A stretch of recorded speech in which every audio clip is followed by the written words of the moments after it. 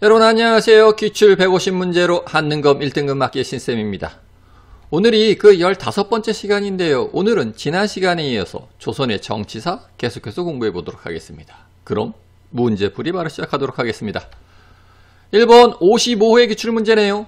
다음 기사에 보도된 전투 이후의 사실로 옳지 않은 것은 이 문제는 특이하게도 옳지 않은 것 찾아라. 흔치 않은 문제 양식이네요. 신립 탕금대에서 패배, 삼도 순변사 신립이 이끄는 관군이 탕금대에서 적군에게 패배, 충주방어에 실패하였다. 임진왜란 개전 초기의 역사적 사실이고, 따라서 이 신립의 탕금대 전투 이후의 사실, 옳지 않은 것 한번 찾아보도록 하겠습니다. 1번 김시민이 진주성에서 항쟁하였다. 이건 1592년 10월의 역사적 사실이니까 1592년 4월에 있었던 개전 초기 탕금대 전투 이후 옳은 사실이고, 2번 조명연합군이 평양성을 탈환하였다. 이거는 1593년 1월의 역사적 사실이니까 탕금대 전투 이후 맞고요. 3번 이순신이 한산도에서 대승을 거두었다. 이건 1592년 7월의 역사적 사실이니까 탕금대 전투 이후 맞습니다.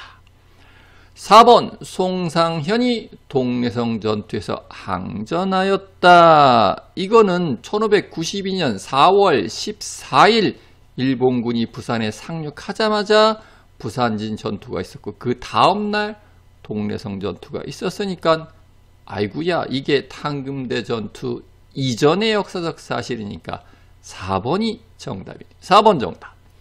5번 권율이 행주산성에서 적군을 격퇴하였다. 이거는 1593년 2월의 역사적 사실이니까 탕금대 전투 이후 맞네요. 자, 그래서 정답은 4번이었습니다. 자, 그러면 우리 임진왜란과 관련된 역사적 사실들 한번 점검해 볼까요? 우선 16세기 평화의 시대로 접어들자 군역이 문란해진다. 대립제, 반군, 수포제 등을 통해서 군인의 질이 약화되고, 이렇게 되자 중종 때는 아예 군적 수포제로 군역 제도가 바뀌게 되고, 결과적으로 조선의 국방력이 크게 약화된다. 이때 일본에서는 도요토미 히데요시가 일본의 전국시대를 통일하고 침략의 방향을 조선으로 삼아서 임진왜란이 터지게 된다. 자, 1592년 4월 부산에 상륙한 일본군은 부산진 전투, 동래성 전투에서 조선군을 크게 무찌른다. 일본의 대군이 기습적으로 공격해오자 조선은 그나마도 국방력이 약화되어 있었는데 속수무책으로 당하고 만다. 이에 조선은 삼도, 도순변사, 신립과 중앙군을 파견해서 충주 탕금대에 배수진을 치는데 결과적으로 대패하게 되고 신립도 전사. 이 충주 탕금대 전투 패배 소식을 듣자마자 선조는 한양을 버리고 파천을 시작하게 되고, 곧이어 한양도 함락되고 선조는 결과적으로 의주까지 몽진을 떠나게 되고 평양성도 함락된다. 이때 멀리 남쪽 남해바다에서 승전보가 들려오고 7월에는 이순신 장군이 한산도에서 왜군의 수군을 크게 무찌르는 한산도 대첩의 승전보를 알려오고, 곧이어 10월에는 왜군의 전라도 진출을 막은 김시민 진주 목사의 제1차 진주성 전투 진주 대첩이 있게 된다. 자, 그 다음엔 1593년 1월에는 조명연합군이 평양성을 탈환하게 되고 여세를 모아 한양을 탈환하기 위해 벽제관으로 쳐들어갔으나 명군이 일본군에게 패배하게 되고, 이때 한양 탈환을 위한 전투에 참가하기 위해 행주산성에 머물던 조선군이 고립이 됐는데, 이걸 권율 장군이 잘 방어해서 행주대첩을 이루어내고, 이렇게 되자 일본군은 남해안 지방으로 후퇴하면서 두 번째로 진주성을 공격해서 2차 진주성 전투가 있게 되고, 10만의 왜군을 방어하는 데 역부족이었던 진주성은 결국 왜군의 수중에 떨어지게 된다. 이러고 전투는 소강 상태에 빠지고 선조는 10월에 한양으로 환도하게 된다. 자, 이 이후에는 1594년부터 1596년간 3년간은 강화협상인데 결국 강화협상이 실패하고 1597년 초에 정유재란이 발발하게 된다. 자, 정유재란이 발발하자마자 삼도수군 통제사였던 이순신이 파직되고 후임인 원균이 7월에 칠천량에서 대패하고 만다. 하지만 다행히도 9월 직사한 전투에서 조명연합군이 승리하면서 일본군의 북진을 저지하게 되고 그해 9월에는 다시 삼도수군 통제사에 임명된 이순신 장군이 13척의 전함으로 133척의 왜군 전함을 맞서 싸워 이긴 명량해전의 승전보가 들려온다. 자, 그러나 1598년 11월 임진왜란 마지막 전투였던 노량해전에서 이순신 장군은 결국 순국하고 만다. 여러분들 임진왜란 관련된 문제들은요, 이 사건의 순서를 물어보는 문제가 대부분이기 때문에 이 사건 언제 일어났는지 순서가 어떻게 되는지 잘 좀 봐두시기 바랍니다. 또 가끔은 이순신 장군만 콕 집어가지고 이순신 장군의 전투 순서나 업적을 묻기 때문에 그것만 좀 더 살펴보면 이순신 장군 최초의 승전은 옥포해전, 그 다음에 사천에서 거북선을 최초로 사용해서 승리하는 사천해전이 있고 7월에는 그렇죠, 하객진을 사용해서 한산도 앞바다에 대승을 거둔 한산도 대첩이 있고 1597년 정유재란 때는 명량해전에서 큰 승리를 거뒀고 마지막 전투인 노량해전에서 순국한다 까지 좀 기억해 주셔야 되고, 마지막으로 임진왜란 관련 기록물들 좀 살펴보자면 유성룡의 징비록이 있고 이순신 장군의 난중일기가 있다. 이 정도 정리하시면 될 것 같습니다. 다음 문제 보도록 하겠습니다. 이번 51회 기출문제네요. 가나 사이의 시기에 있었던 사실로 옳은 것은 가. 양사가 합계하기를 영창대군 이의를 왕으로 옹립하기로 했다는 설이 이미 역적의 입에서 나왔는데 이에 대한 자복한 역적만도 한두 명에 그치지 않습니다.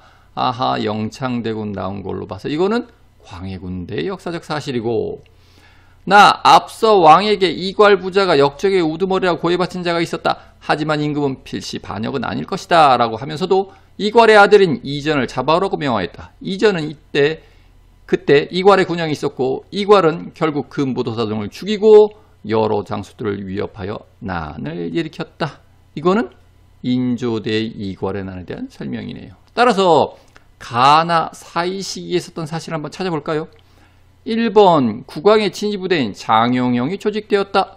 이거는 나 한참 뒤에 정조대의 역사적 사실이고, 2번 서인이 반정을 일으켜 정권을 장악하였다.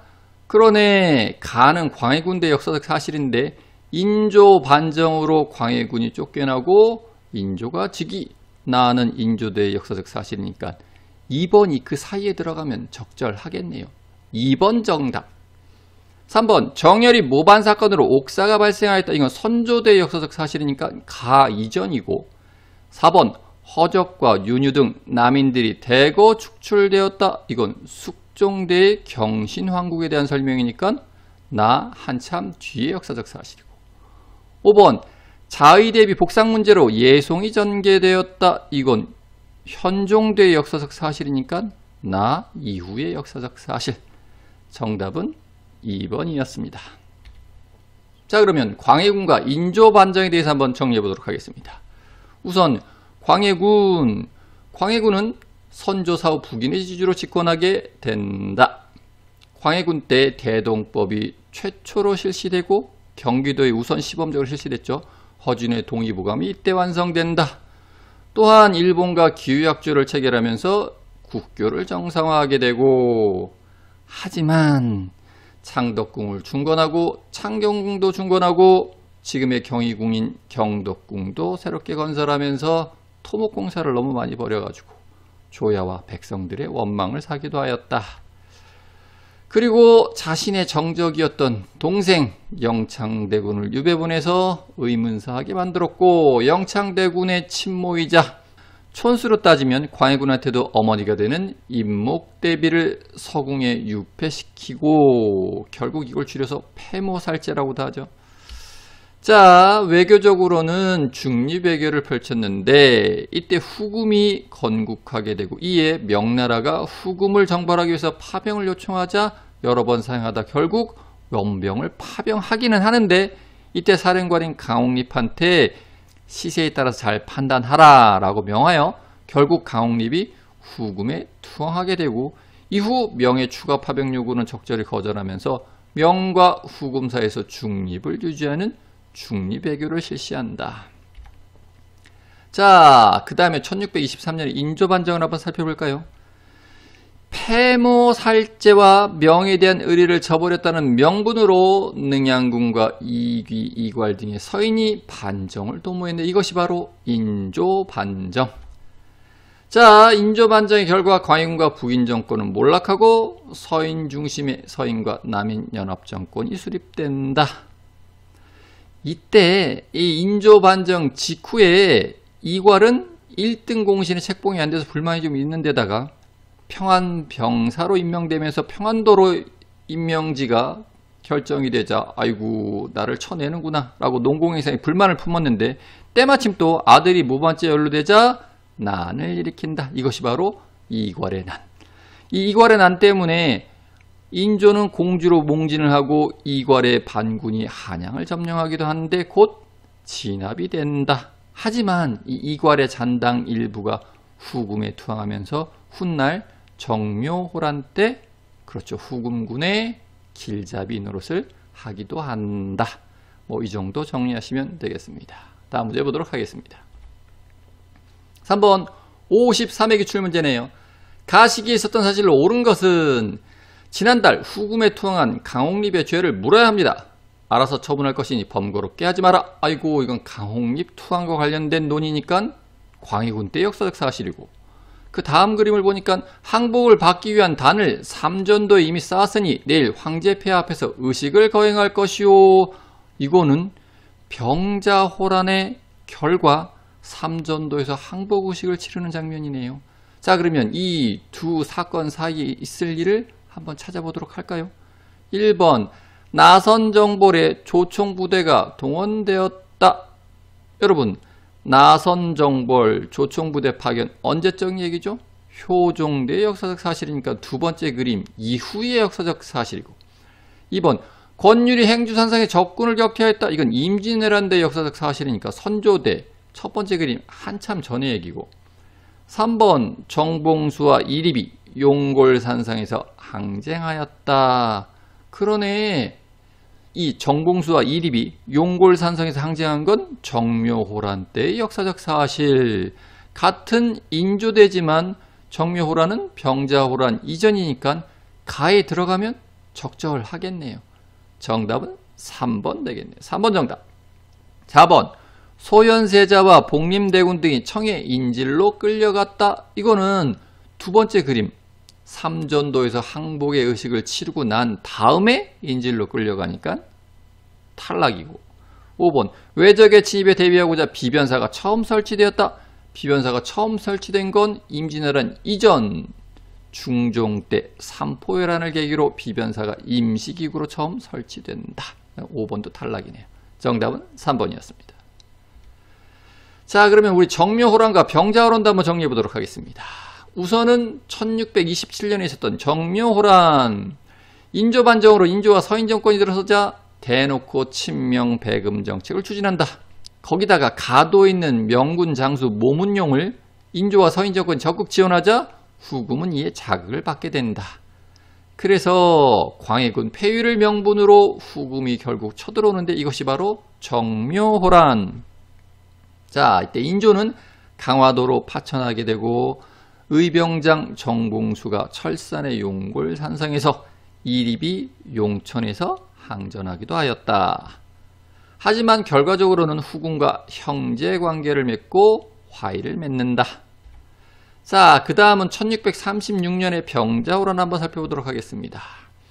후금이 국호를 이 무렵 청으로 바꿨는데 이때 후금이 몽골까지 점령하면서 대몽골 황제 대몽골 칸의 옥새까지 손해주게 되면서 아우 조선아 내가 니들하고 이제 형 동생 하기에는 조금 많이 컸거든. 그래서 이제 형 동생은 안 되겠고 나를 좀 왕으로 모셔라. 이러면서 조선의 군신 관계를 요구하게 된다. 이러자 조선의 조정에서는 김상헌을 중심으로 한 주전파들과 최명기를 중심으로 한 주화파들이 대립을 하게 되는데 절대 다수는 척화 배급론을 주장했던 주전론자들. 이렇게 되자 청태종이 직접 군사를 이끌고 쳐들어오는데 이것이 바로 병자호란. 자, 인조는 우선 강화도로 파천을 시도했으나 청군 선발대가 번개 같은 속도로 달려와서 강화도로 가는 길을 틀어막자 결국 남한산성으로 피신하여 항전하게 된다. 이때 백마산성에 있던 임경업 장군이 항전을 하고 분전을 하였지만 쌍령 전투에서 패배하고 강화도도 함락되면서 결국 인조는 45일 만에 항복을 하게 되고 삼전도에서 3개 구고들의 굴욕적인 항복의식을 치르게 된다. 자, 결과적으로는 청과 군신 관계를 맺고 화의를 맺게 되고 소현세자 복림대군이 볼모로 청에 압송되었고 사막사 등 많은 신하들과 백성들이 청으로 압송되게 되었다. 이 정도 정리하시면 될 것 같습니다. 다음 문제 보도록 하겠습니다. 4번 52의 기출문제네요. 다음 왕에 대한 설명으로 옳은 것은 청에 볼모로 끌려갔다 돌아온 왕자에게는 꿈이 있었습니다. 왕이 된 그는 성곽과 무기를 정비하고 군대를 양성했습니다.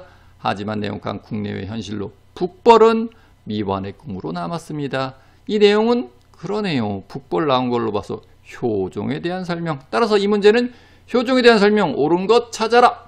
1번 나선정벌에 조총부대를 파견하였다. 아이고 1번 바로 정답 나왔네요. 효종대 역사적 사실 나선정벌 1번 정답. 2번 왕의 친위부대인 장영용을 설치하였다. 이거는 정조대의 역사적 사실이고 3번 청과의 국경을 정하는 백두산 정계비를 세웠다. 이거는 숙종대의 역사적 사실이고 4번 역대 문물을 정리한 동국문헌비고를 편찬하였다. 이거는 영조대의 역사적 사실이고 5번 수도권이 세습되던 수신전과 휴량전을 폐지하였다. 아이고야 이건 한참 전에 세조 때 직전법 실시할 때의 내용이네요. 따라서 정답은 1번이었습니다. 자, 그러면 우리 효종과 효종의 아들 현종대 예송논쟁 간단하게 살펴보도록 하겠습니다. 우선 효종은 그렇죠. 복림대군이었죠. 형 소현세자와 함께 청에서 8년간 볼모 생활을 했는데 소현세자가 1645년 조선으로 돌아오자마자 사망하자 곧 복림대군도 기육해서 세자에 책봉되고 이 사람이 바로 인조사후 효종에 즉위한다. 이 효종은요 복수 설치를 다짐했는데 즉 청에 대한 복수와 청한테 당한 치욕을 씻어내자 북벌을 주장하는 북벌론을 주장하였고 이에 송시열, 김집, 송중길 등 서인이 적극적으로 호응하면서 북벌운동이 시작되었고 핵심 내용은 어영청, 굴전도감 등 중앙군을 강화하고 남한산성을 보수하고 수어청도 정비하는 내용이었다. 그런데 어떤 역사학자들은 이 북벌은 사실 명분이었고 실질은 그렇죠. 양난 이후 추락한 왕권과 서인 정권을 강화한 조치였다라고 보기도 합니다. 자, 그리고 나선정벌도 한번 살펴볼까요? 나선정벌이 뭐다? 이 무렵에 효종 때 청과 러시아가 국경 분쟁을 벌이게 됩니다. 그러자 청은 조선에 파병을 요청하게 되고 아이구야 청나라를 정벌하기 위해서 북벌 운동 과정에서 강화된 중앙군 그 중에서도 핵심인 조총부대를 총 2회에 걸쳐서 청의 요청대로 파병하게 되고 이들은 아이러니하게도 청군과 연합하여 러시아군과 교전을 하게 된다. 이걸 뭐라고 부른다? 나선정벌. 자, 그 다음엔 현종과 예송 논쟁도 간략하게 살펴보도록 하겠습니다. 효종과 효종비 장례식 때 자의 대비의 복상 문제로 논쟁이 벌어진 게 1차, 2차 예송 논쟁.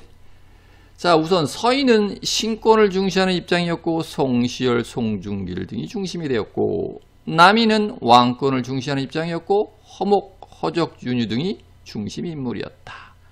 1차 예송은 기의 예송이라고도 하고 서인은 자의 대비가 1년복을 입어야 된다. 남인은 3년복을 입어야 된다라고 대립했고 결과적으로 서인이 승리하면서 1년복을 입게 되고 2차 예송, 갑인예송이라고도 부르죠. 서인은 9개월 복을 주장했고 남인은 1년복을 주장했고 이때는 남인이 승리하면서 1년복이 결정이 되었고 이로 인해서 서인이 몰락하고 남인이 집권하는 결과를 가져왔다. 뭐 이 정도 정리하시면 될 것 같습니다. 자, 그러면 이것으로써 오늘 강의 마치도록 하겠습니다. 감사합니다.